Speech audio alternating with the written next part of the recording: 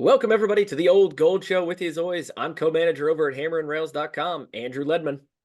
And I'm Casey, and kind of bored with this rivalry Bartley at Boiler Upload Rivals Network. I like that you're just giving yourself a new nickname or middle name, depending on how you look at it. It's more like a each mood episode. ring. A mood ring. Mood ring in between, in place of a nickname. Gotcha. Yeah, so Casey's right on it. We're going to be talking Purdue IU in this podcast. Second half. First half. You can hear his excitement for the Purdue IU rivalry. And we can get into that in the second half. But first half, there was a pretty big Big Ten game yesterday. Purdue still atop those Big Ten standings. Wisconsin and Illinois going back and forth between 2 and 3. Wisconsin did not look great last night. But they played Minnesota. No, wait. No. Right? Was it Minnesota? Drunk? Am I drunk? Am I drunk? Hold on. Yeah, it was Michigan. Wait, yo. Way worse. It's way worse, Ledman. Yeah. I was like, hold on. They lost. I was thinking of Michigan State. Yeah. It's hard to keep the upsets in check. It is. Michigan State went to Minnesota and lost. Yeah. Izzo, no-go, Turdo. Sure. That's a rhyme. Sure. It's a poem. Yeah. Michigan is the M we were looking for. Yes. Michigan at home took out Wisconsin 72-68. Wisconsin could not come back against this Michigan team, who's been one of the worst second half teams in the conference, if not the nation. Just absolutely abysmal in second halves, getting outscored by something like 80 or 90 points in the second half, but they could not put it together against Michigan. Yeah, I've got like a condition in my head where, like, if teams look similar, either color and jersey wise and or shared letters, letters, yeah, they'll flip in my head. I think the condition is called dumb. Well, yeah, we've all got a little bit of that. It's just a matter of how severe. Like, it'll happen in game wraps sometimes, where I think it happened with Nebraska and Rutgers, and I just got Rutgers in my head once. And then the rest of the game wrap, it was just like, Rutgers, we're playing Northwestern or whoever. Whoever it was. But in the head, I'm like, Minnesota. Wait, why am I so embarrassed for Wisconsin? Minnesota's pretty good. And then instead, it was a fight in Juwan Howard's. Yeah, well, it was, in fairness, it was Juwan Howard's birthday. So maybe the team just got really up for that game and they were ready to go, and that's why they won. So maybe it just needs to be somebody's birthday for Michigan to play with some fire in their bellies. If it was an assistant coach's birthday, would they have been coaching? Yeah, he just takes the day off on those.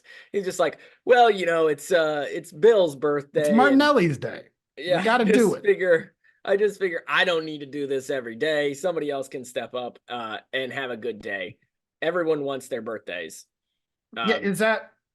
Do we believe in trap games? Or did Purdue break Wisconsin? I think how do we make sense of that Michigan team beating anyone of high caliber in the Big Ten? For those listening on the podcast and not watching, Casey put very big air quotes around high caliber there. So he still is of the belief that the Big Ten is very bad. I'm slowly joining him on that side, but I'm not fully there yet. I do think there is something to the fact that teams seem to just do poorly the day after, or the next game after Purdue. Teams have lost, I think, 6 in a row the day after they've played Purdue. So really?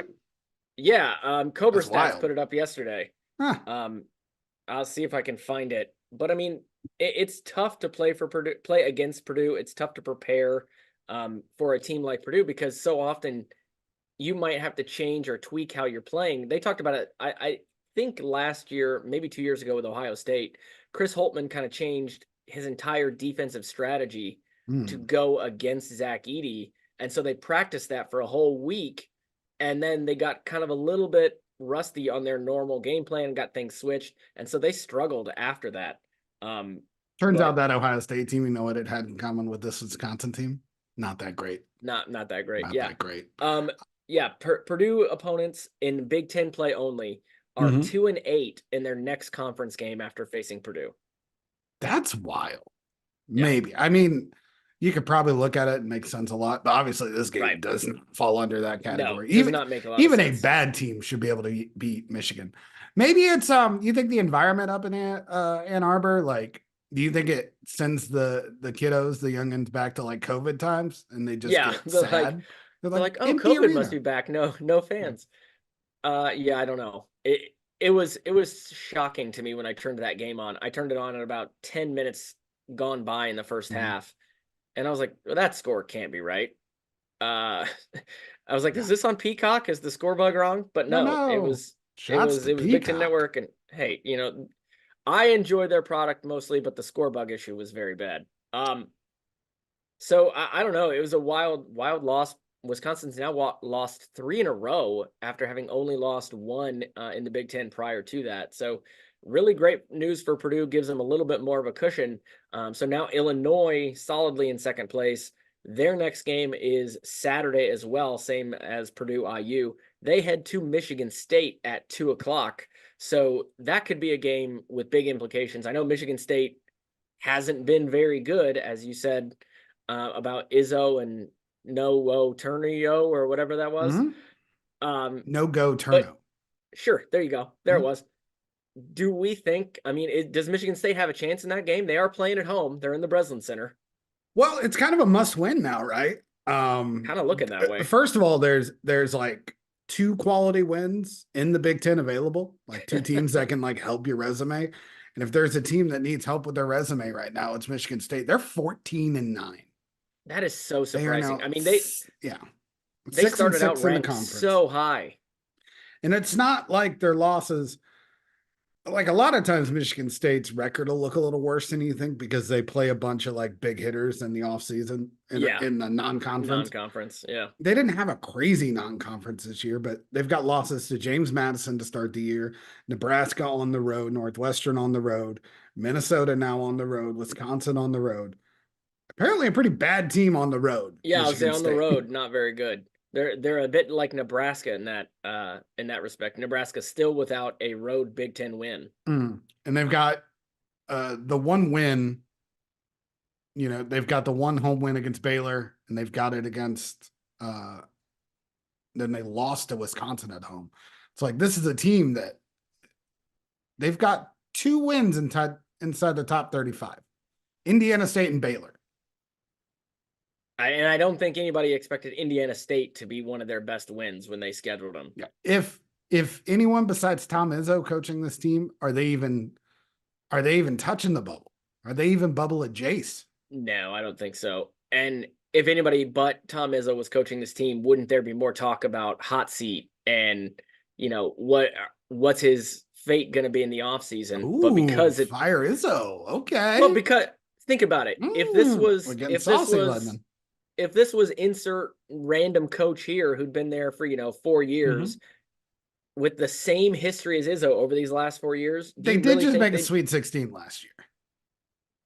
Yeah, but that doesn't really feel like enough for Michigan State fans. It'd be enough for Purdue fans right now. Not if they're sitting at whatever on this season. I'm just blowing right past it. I'm just letting it go. I'm just saying, I think Izzo has built up a reputation and built up goodwill, rightfully so. I mean, he took them to the Final Four how many times? Might be a Hall of Famer, might be. Yeah, for sure. I mean, I'm not here to dump on him, but I'm saying you see this with a lot of coaches as they get on in their careers. He's getting cranky. He's getting angry in these press conferences. He's hating on the state of college basketball. Is he looking at a river in Africa right now, Ledman? Is he senile? Oh, no. Huh? I don't mean that. Is that where you're going? I don't mean no. I'm saying he's to me, he's getting in that range of like the game is passing him by because college basketball changes so quickly and so often. I mean, you can get into 5 to 10 year cycles where you look back and you're like, it's almost like a completely different game. I mean, the defense that Purdue played back when Painter got here, in those first few years, 2006, 2007, you couldn't get away with any of that now. And if Painter didn't adapt and change the way he played defense, Purdue would be terrible. but he has to have changed with the game. And Izzo right now is not looking too great. And again, he's doing these press conferences where he's always complaining about the style of play and complaining about how college basketball, it didn't used to be like this, blah, blah, blah. It's like, you may be right, and I'm not arguing that he's wrong, but you can't change it. You have to adapt. You have to grow, and he's got to figure out a way to do that once again, as he's done multiple times throughout his career, but he needs to do it again, especially if he wants his team to continue to be one of the pillars of the Big Ten and reach the NCAA tournament this year. Great way to do it. Start out beating Illinois on Saturday, and that helped me. I don't disagree with anything you're saying. I'm just happy that you're stepping in this chair for once. Like you're the heel today, Ledman. I have no love loss for Izzo or his program.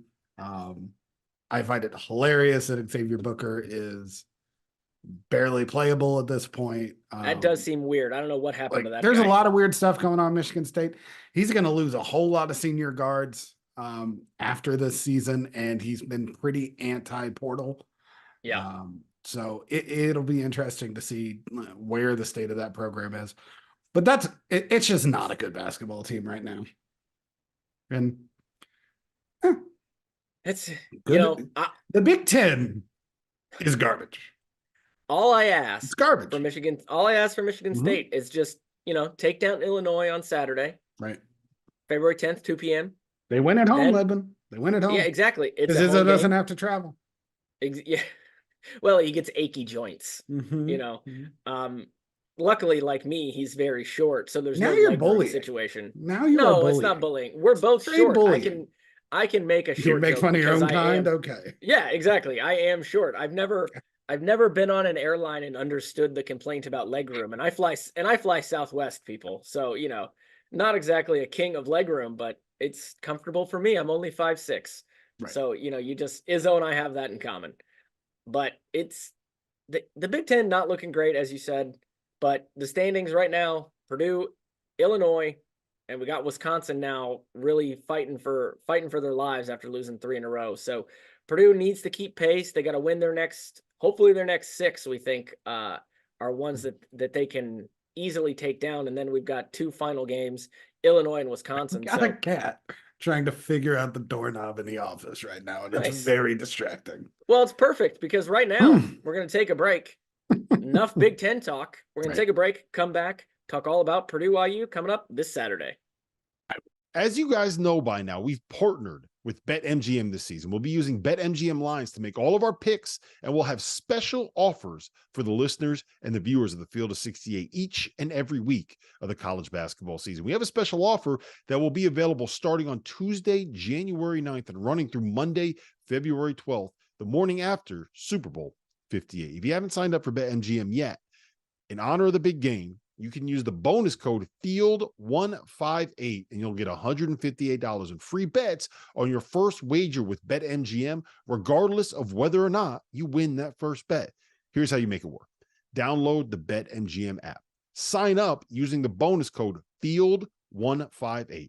Deposit at least $5 and place your first wager on any game. You'll receive $158 in bonus bets regardless of the outcome of your bet. Just make sure that you use that bonus code FIELD158 when you sign up. And remember, BetMGM is now available under one wallet in select states. As a New Jersey resident, this is super convenient when I have to go cover games in New York or Philly, which happens quite a bit.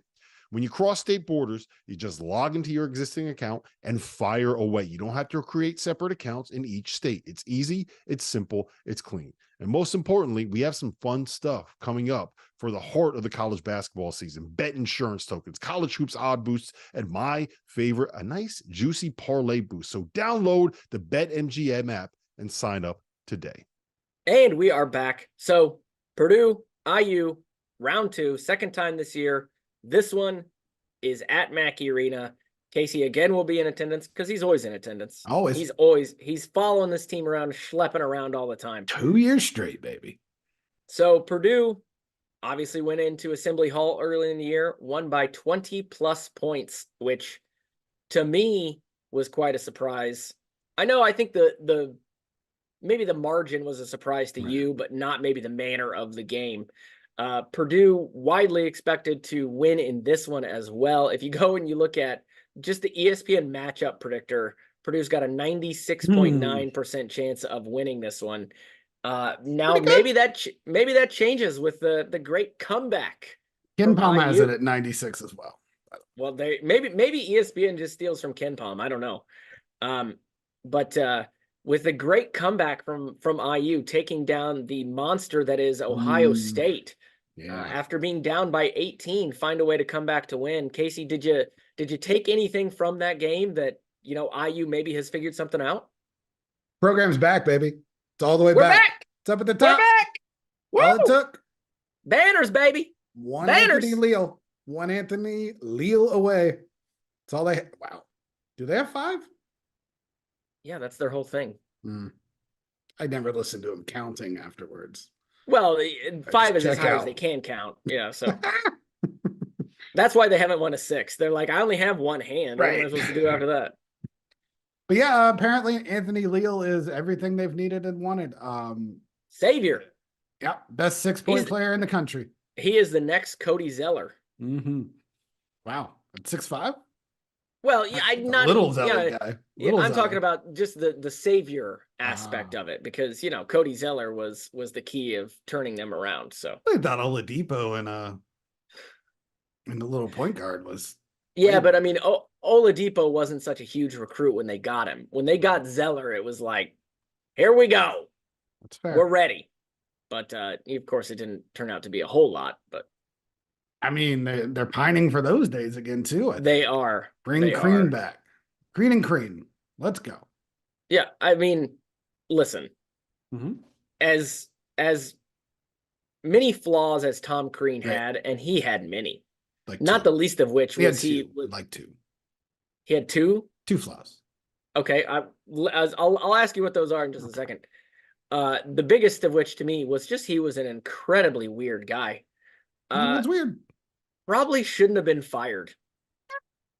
I mean, maybe that's a hot IU take, but he rebuilt that program into a competitive program, and you're not going to win it every year, and you got to commit to something.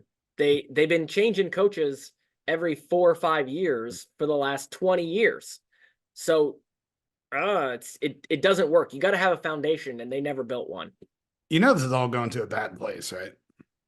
Like, what IU basketball is going to go do? No. There's a coach out there who is a Purdue nemesis, who has dominated. Don't say Chris Beard. Yeah.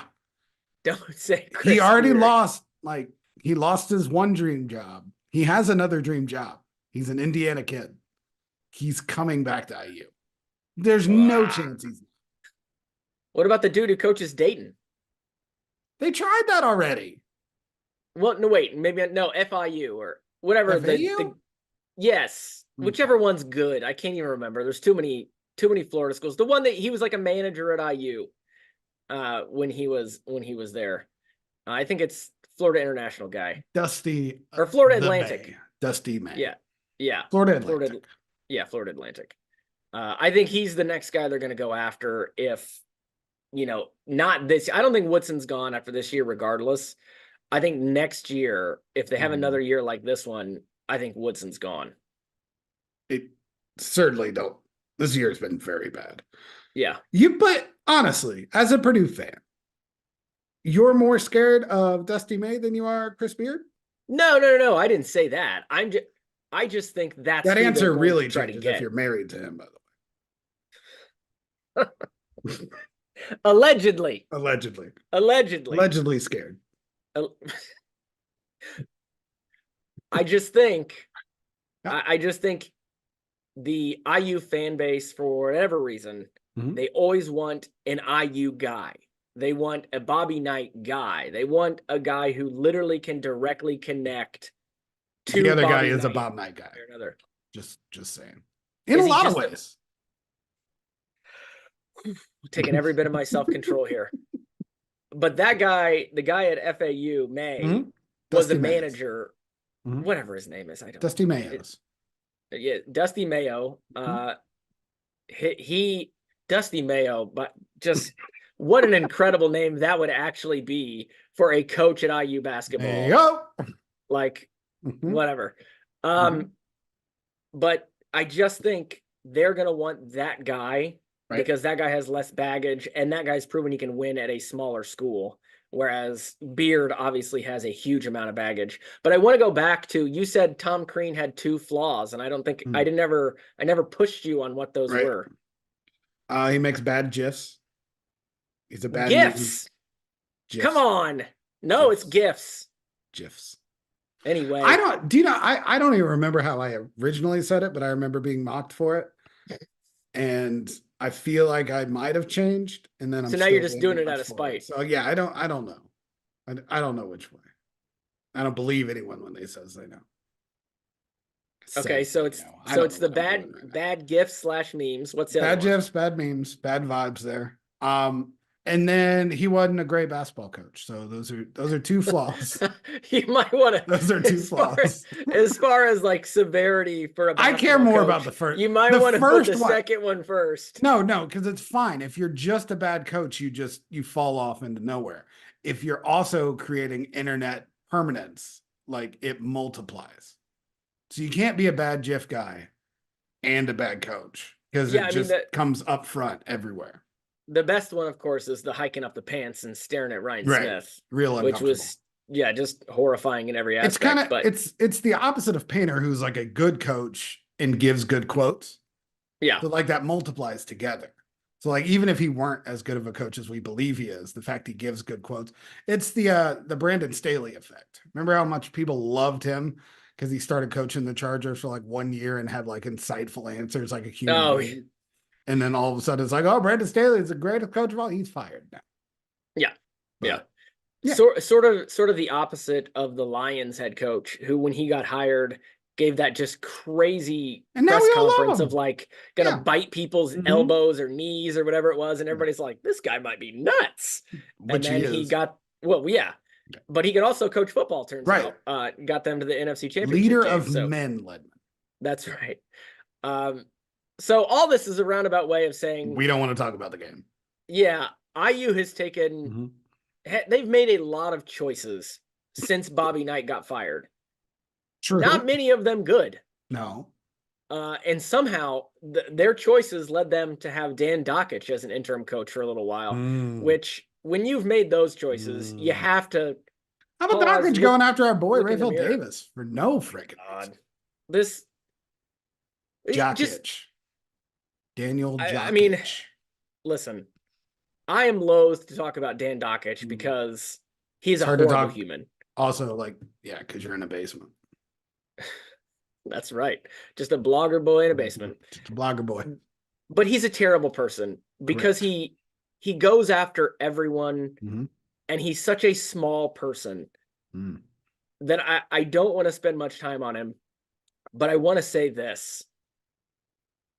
It's a sad state of affairs for him and also for the IU program when he is one of the most visible alums of their program, and not only an alum, a player and a former interim coach.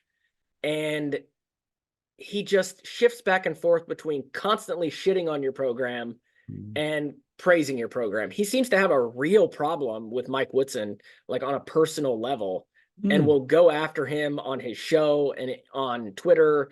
And it's like, that's just not what you want from your famous former players.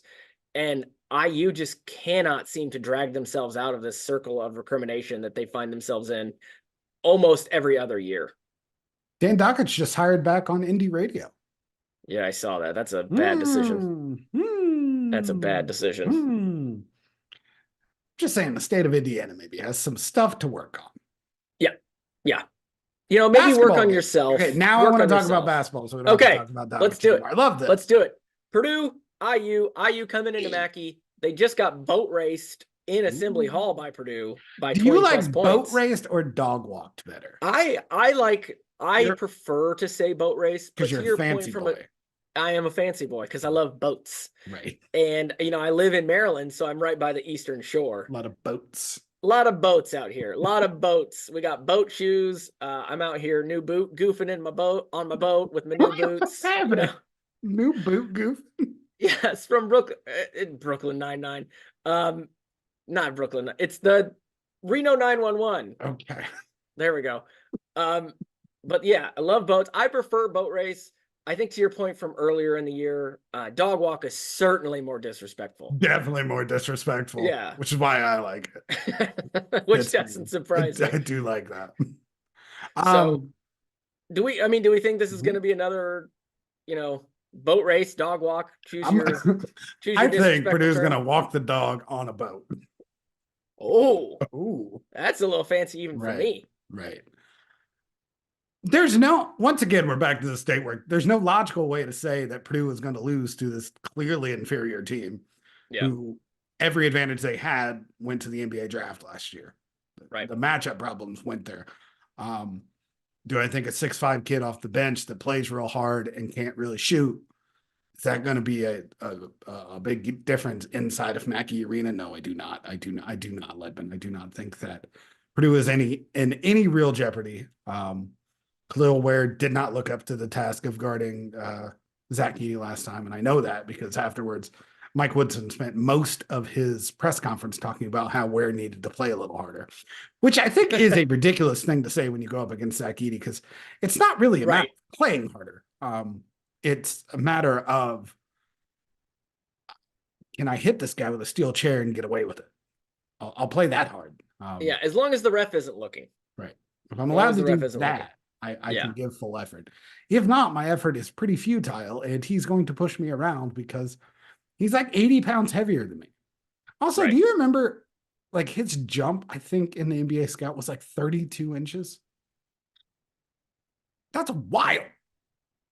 Yeah. I mean, it might not have been that high. I heard it on. It's either way. I mean, he's a freak of an athlete. He leaves the ground at all. Yeah, right. At that height, he doesn't even really need to. So IU going to be without Xavier Johnson in this game. I believe 3 games ago now for IU, he landed very awkwardly on an arm. I never saw what the actual injury was, but he's been out the last 2 games, and they confirmed he would be out indefinitely. So they're going to have to rely more on either Galloway or Cups in this game. Not sure who is going to get the majority of those minutes, but as up and down as Xavier Johnson has been, as erratic as he's been on the court, he's certainly more talented than those 2 guys, higher ceiling than both of them. So ultimately, I do think that probably helps Purdue because there's less chance of one of those 2 guys truly going off in a way that can't really be stopped by Purdue. Do you agree or disagree? I agree. It's like the guards are the weakness of IU, regardless of who's playing. But obviously taking an option off the table is not ideal. Yeah. Zach Edey had which I find way more interesting than this actual game. Yeah, that's fine. He had a 26-inch vertical. I mean, flat-footed, 29.5 max. That's pretty good. That's like crazy. Yeah. But yeah, I the guards are just bad. Trent Galloway was good last year against Purdue, but he also got to play. Now, I think if Xavier Johnson has any benefit, it's that Trey can become more of an off-guard player, make shots, attack against weaknesses. Yeah. When you lose that, I'm going to be sad we're not going to get to see that Xavier Johnson jump shot for him one more time, though. Whew, one of the worst I've ever seen, that corner 3 from their first meeting. So they're not only going to be without Xavier Johnson. I have not heard if Kel'el Ware is okay after his awkward step and kind of injury, getting pulled from the game in that Ohio State game. He just kind of had a breakaway after a steal, stepped strange, and looked like he kind of tweaked his knee or something, and got taken out of the game. Was able to walk off on his own power, but you always wonder when there's a non-contact kind of situation like that. Hope he's okay. Wouldn't mind him sitting out a game against Purdue just to make sure he's all right. Ooh, if they don't have Kel'el Ware, I mean, you are in a just a whole bunch of hurt. Yeah, they're in some trouble. Because they don't have the bodies to begin with. And then you throw just Zach Edey it feels like once again, like he didn't have a great game. And he's had a couple of them. And that doesn't really mean anything except that he's going to be ready to explode. Right. And even in the first game against IU, he's 11 of 23 from the field. That is not a shooting percentage we are used to seeing with him.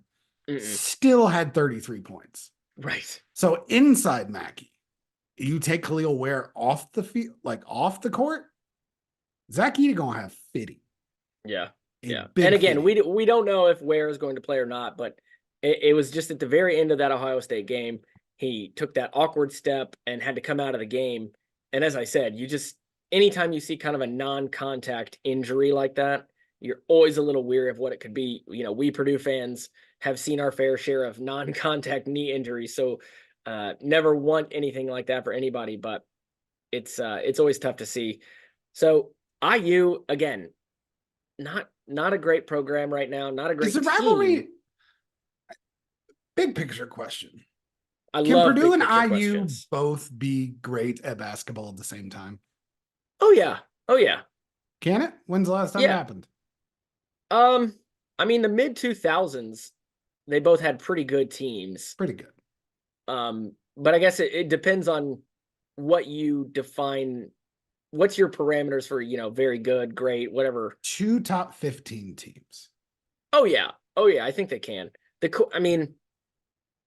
There's certainly enough talent to be recruited by both teams to have both teams be top 10, top 15. Purdue's held up there into the bargain, the last handful of years, whereas IU has been all over the map. They'll have, one good season and then 3 down ones. They'll hire Archie Miller and suddenly the bottom drops out. They brought in Mike Woodson, who had a couple good years, but now maybe is kind of realizing that the college game isn't what he thought it was. He's struggling a little bit. People are turning on him. But to go to a point I think we talked about in the last episode about Purdue and IU, I don't want them to be good. I'm a petty... You don't need it. No. I don't need it. To continue to look at these games like there is no chance IU wins this game. Yeah, I'd love that. No, because of who IU fans are as people? Yes, mostly. Okay. But I mean, growing up in the state of Indiana, Indiana fans were smug, were rude, were generally just like mean when it came to basketball. They shut their damn mouths when football season came around, I'll tell you that much. Or they put on their Notre Dame shirts. But during basketball season, they sure were chippy. They loved to jaw. But I'll tell you what, I remember where I was the day Bobby Knight got fired, and I thought it was hilarious. All of the IU fans just like, what do you mean he got fired? He didn't even, he barely put his hands on that kid. Like, what? Think about the words you're saying. And, just the lionization of that man will forever make me wish terrible things on that program. Okay. I have very little patience in my body for people who are bullies, for people who are mean, for people who are rude to those who they perceive to be below them.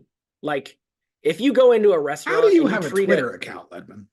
Listen, if you go into a restaurant and you treat a waiter like crap for no reason, for this isn't exactly what I ordered, like, my Diet Coke is flat.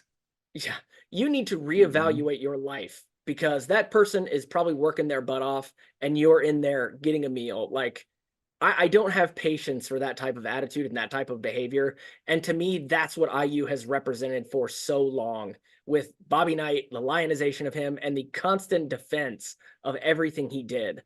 And it leaves such a bitter taste in my mouth all the time that, I'll never, unless it directly impacts Purdue and helps Purdue, I never want IU to win. Okay. I guess we'll know what all the comments will be about this episode. Oh, that's fine. That's fine. Like I said, if you're a bully, I have no patience for you. I have no patience for you because there is absolutely no reason to treat other people like that. You don't know what somebody's going through. You don't know what someone did that morning. Like, get over yourself and realize, to quote George Costanza from Seinfeld, we are living in a society. Like, we got to work together. We got to work together.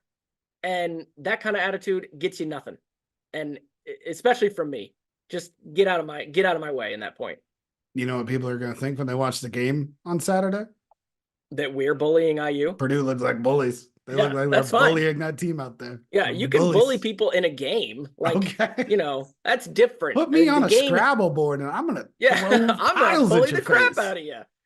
There's rules that you're following. You can get called for fouls and there's an adjudicator. We're not going to talk about officials this game. Can't do it. No, not that. I'm just saying there's people there, keeping score, going back and forth, chaperones, if you will. Yeah. So clearly the state of this rivalry is top tier right now because we have yet to not delineate into something else.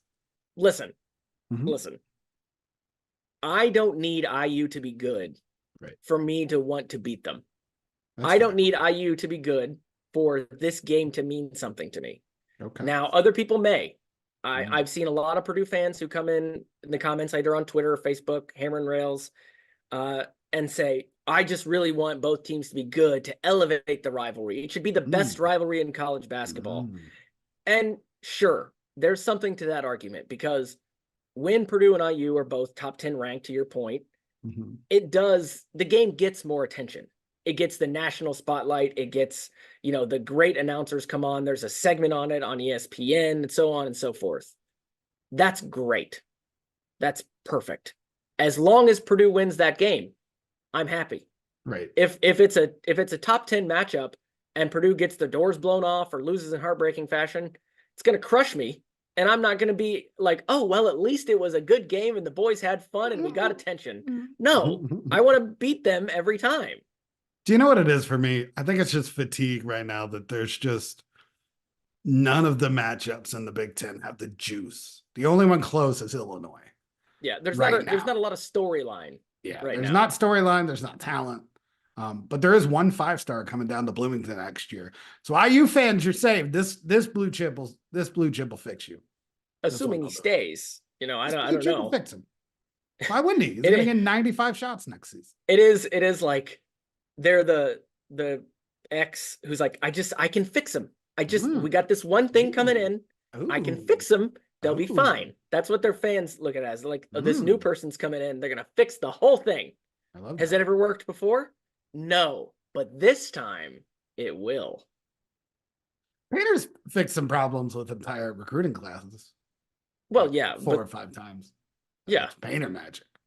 Yeah. Well, and he does a lot better job of finding guys who fit with Purdue and who then, progressively get better over their career. Whereas IU, much less success with both of those things. So I think we've ranted, at least I've ranted enough about this. I know. I lot. It just feel happy. I know we needed content, so I took a shot of Red Bull before we got on here, and I'm ready to go now. I'm gonna be just like typing furiously about something when I leave here. I got to write something now. I don't know. The law. There we go. So that's it. Purdue, IU, Saturday, 8 p.m. So we got the late night viewing. Which won't be a good game. Will be a good time. That's my guarantee.